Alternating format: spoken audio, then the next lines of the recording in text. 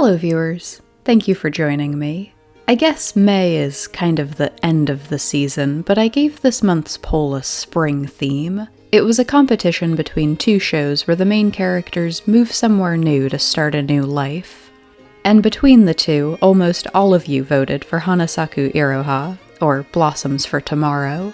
I was actually pretty surprised at the margin of victory for this one, so that made me excited to get into it. Hanasaku Iroha introduces us to Ohana, a teenage girl living in Tokyo, though not for long. Ohana has one of those personalities that's a little hard to sum up simply, which is always a good thing. One-note personalities don't make for very relatable characters. When she's just hanging out with her best friend Ko, she comes across as pretty whimsical and dreamy, the kind of girl who hopes some big adventure will come her way and shake up her life. But she's not really flighty and irresponsible herself. She's never had the chance to be because her mother has those bases covered. One night, Satsuki announces that she and her boyfriend are going on the run to avoid debt collectors, and Ohana's not invited. She's being sent to live with her grandmother, who she's never met, at the inn she runs in the small country town where her mother grew up, and then ran away from as soon as she was able. Satsuki was a rebellious teenager, and her relationship with her own mother has yet to recover, but there will be plenty of time to discuss that later. When Ohana first arrives at Kisuiso, she thinks it's like something out of a fairy tale, and it is a beautiful inn, though you soon learn that there are a lot of resorts in the area, and Kisuiso is considered a little behind the times. But if her life is mirroring any fairy tale, it's Cinderella, as she's immediately put to work, forbidden from calling her grandmother anything but Madam Manager, and gets off to a rocky start with the other two girls her age who work there. First is Minko, the aspiring chef, who's standoffish and quick to snap, and then there's Nako, who's so shy she initially can't even get the words out to properly train Ohana, leading to even more tension with her strict, unswervingly professional grandmother, of course. So Ohana gets off to a rough start, but she's not the type to give up. I was actually getting really annoyed on her behalf during those first few episodes. It felt like everywhere she turned, someone was waiting to lecture her on how she didn't appreciate the value of hard work. Like she was just this spoiled, pampered city kid. And sure, she'd never had a real job before, but she was eager and willing to learn, and I've got a protective streak for kids who are basically left to raise themselves. I'd watch those flashbacks of how she'd been left to prepare all the meals practically since she was in preschool, how she was the one making sure the bills were getting paid on time, and I didn't want to hear anyone lecturing her about how she's never had it hard. The one major lesson she did have to learn was how to always put the customers and their experience first. Her mom instilled in her, from about as young as she can remember, to never rely on anyone but herself, and then reinforced it by proving over and over again that she couldn't be relied on. Some of it was definitely the sad backstory, but I found Ohana immediately easy to like and feel for and want to support. For any Fruits Basket fans out there, she's no Toru Honda, handling every unfair situation with as much humility and grace as humanly possible. And I think that worked in her favor. Sometimes you want a main character who lashes out when she feels she's been wronged. It was always satisfying to see her stand up for herself, but equally satisfying that she could admit when she was wrong. There's a great scene in episode 2 where she corners her new co-workers. She tells off Minko for not giving her a chance and Nako for being too quick to run away, but also promises to confront her own flaws, to stop trying to do everything herself, as has been her way her whole life. The three girls move forward as a tentative team, and there are still some rocky moments, but their friendship becomes a highlight of the series. Hanasaku Iroha is on the longer side, with 26 episodes, but it's a very relaxed slice-of-life show. It didn't feel slow exactly, but it does take its time introducing you to all of the characters. I praised Ohana for not being one note, but that's really true for everyone. There are actually a lot of characters you might be ready to write off when they're first introduced, just for being unnecessarily rude or annoying. But with maybe one exception. Everyone grew on me over time. The series itself isn't one to write off its characters, and at least one of those redemptions surprised me. Before I run away on that point, though, honestly, I really wish I had more to say about the other two girls and their friendship. I really enjoyed the moments they'd all band together. At first it felt kind of odd that Minko worked in the kitchen instead of alongside the other two, directly taking care of the guests. But I loved the moments you got to step back and see the whole inn working in tandem, see how it really did take everyone to make this place run. I normally like tsundere characters, but Minko was a little hit or miss all the way to the end. I liked Nako, and the episodes that focused on her were some of the best, in my opinion. I guess all I can say is that I don't feel like most of these characters will still feel particularly memorable a few months from now. Along those same lines, there was a pretty prominent romance element to this show, and it was good too, but nothing that's going to stick with me years down the road. I doubt it anyway. Ohana's best friend Ko confesses his feelings for her the night before she leaves, and then runs away before she can think of an answer, which was probably for the best anyway. Ohana has a way of meaning well, but misunderstanding the situation and blurting out exactly the wrong thing. She keeps finding reasons to return to Tokyo periodically over the course of the series, and she reconnects with Ko each time, very slowly putting together the pieces to realize her own crush. And I liked watching her process that. Ko was bland, but in a sweet way. It felt like something was missing in their story, and it only hit me at the end that most of their love story happens separately. They've got that childhood friends element, Ohana realizing she did always have someone she could rely on, but usually romances are defined by the couple growing as people together in some way. The romance and their revelations about each other do still work somehow, but I guess it just felt a little strange that they spend so little time together. But mostly, this was a story about family. The grandmother comes across as this awful, abusive tyrant at first, but she does have a soft side. She started Kisuiso from basically nothing with her husband, who then died when their kids were still young, leaving her with an incredible amount of pressure to make it work, keep their dream alive. She ended up prioritizing the business over her kids, and Ohana eventually learns that this is something she regrets deeply, even if she doesn't show it. Her uncle Enishi was an interesting one. Her mother's younger brother, just all around less confident and less capable. He's still living here also, preparing himself to take over Kisuiso one day, but literally no one thinks he's up for the job.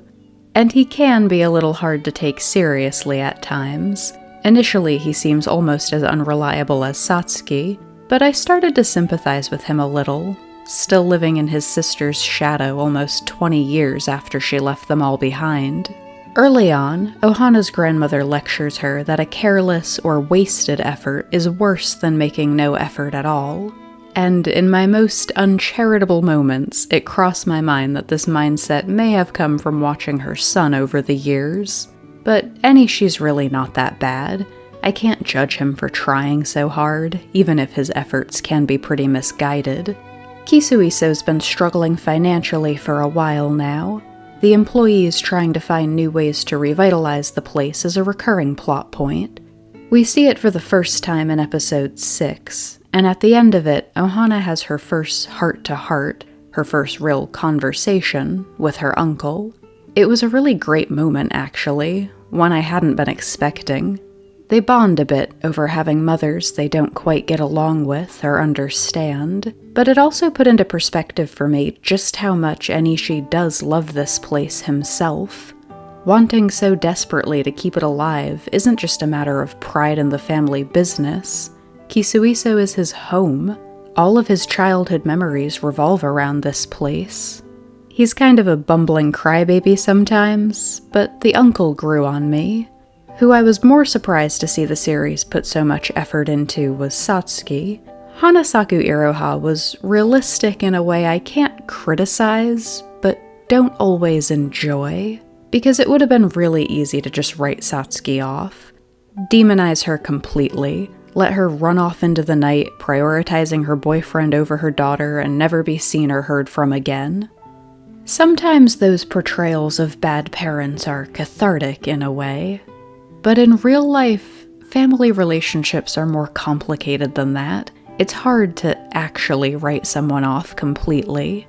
And as sad as it made me to watch some of Ohana's childhood flashbacks, as frustrating as it was to realize Satsuki had messed up her relationship with her daughter after having such a hard time with her own mother, there's only one person who gets to decide if she's caused so much pain she can't be redeemed, and Ohana seems open to still having some kind of relationship with her. And to be fair, Satsuki comes across as selfish and irresponsible, but not evil.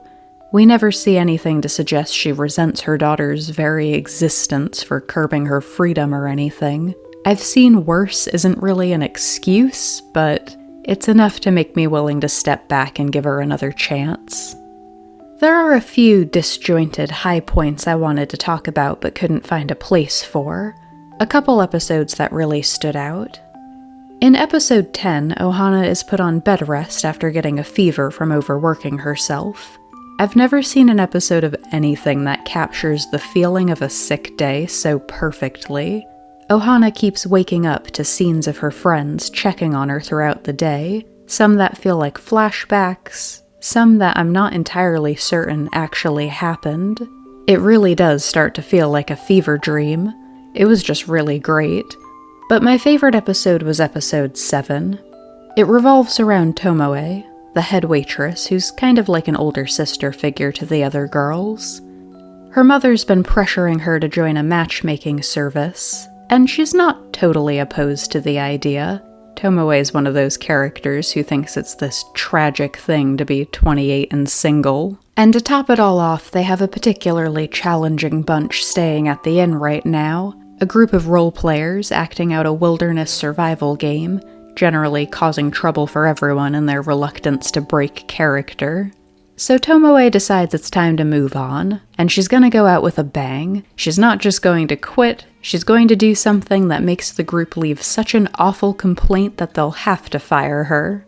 But as she goes about her day, breaking every rule she can and being more than rude in her efforts to put them in their place, the role players start to incorporate her into their game as their commander, and ultimately end their stay, thanking her for making it the best visit they've ever had, leaving Ohana and Nako a little starstruck, and reminding Tomoe how much she does love her job, even on the hard days. Episode 7 was just all kinds of fun. I didn't want Tomoe to actually leave, so it was great to have it reaffirmed that Kisuiso is exactly where she wants to be. But also, I think this episode will hit a chord with anyone who's ever worked customer service. The high, however temporary, of deciding you're done with it all and don't even care anymore if you get fired. Episode 7 really endeared me to a character who otherwise wouldn't really be worth mentioning. Hanasaku Iroha has 26 episodes, and a movie called Home Sweet Home. I want to talk about the movie a bit, because I thought it was a perfect reflection of the series as a whole. Home Sweet Home is kind of billed as Satsuki's backstory movie. Ohana finds a journal from her childhood hidden away in a storage room. And a lot of the movie is flashbacks to Satsuki's final year of high school, when she met an older guest staying at the inn, the man she would follow to the city, who would later become Ohana's father, and then die shortly after her birth. But honestly, I didn't feel like the movie actually gave me that much insight into Satsuki. Nothing I didn't feel like I'd already figured out from the series. What really stole the show was Nako's storyline. I mentioned that the episodes that focused on her were usually really good too. They could not have crafted a more perfect introduction to sum up her family. Nako's parents are both teachers or professors, academic types. The episode where we meet them shows them sitting at a table, debating the best theoretical methods of raising children, while Nako's in the next room, making dinner, running around after her 3 younger siblings, doing all the actual childcare. In the movie, Nako's been left in charge officially, while both of her parents are away at a conference, which is stressful, but fine, until her younger sister runs away, upset that their mother's going to miss a field trip she promised to attend. So Nako and Ohana go looking for her, and when Nako finally gets her parents on the phone, from what the movie shows of that one-sided conversation, it sounds like they're trying to tell her not to worry, and Nako finally snaps and basically tells them, "I'm never selfish about this, but your child is missing, you need to be here." It's a great moment, but it's not entirely Nako's moment. Ohana, who was listening to the whole thing, starts to tear up, thinking how Nako seems like a real mom, a breakdown she's never allowed herself to have when she has confronted Satsuki about their relationship. This series absolutely has something to say about parents who prioritize their work over their children, but it feels like they never quite say it. Hanasaku Iroha is a good show, really good sometimes, but I was left feeling a little underwhelmed overall. I did wonder if my expectations were too high at first. The polls have been really close lately. This show won by such a landslide, I guess I was expecting to be amazed. But it did feel like most of the characters didn't have quite the depth they could have, and that's probably because the emotional moments never went quite as hard as I wanted them to. The final episode is pretty amazing, the kind of conclusion that makes you want to mentally glide over a show's flaws when you look back at it, but I did end this one feeling like there were still conversations that needed to be had between just about everyone in Ohana's family. That said, I do still feel like this is one of the best all-around slice-of-life anime I've seen. It definitely did capture that theme I was going for of spring and new beginnings and even recovery a little bit. So if you're looking for a story with those sorts of things in mind, I would recommend this one. Thank you for watching.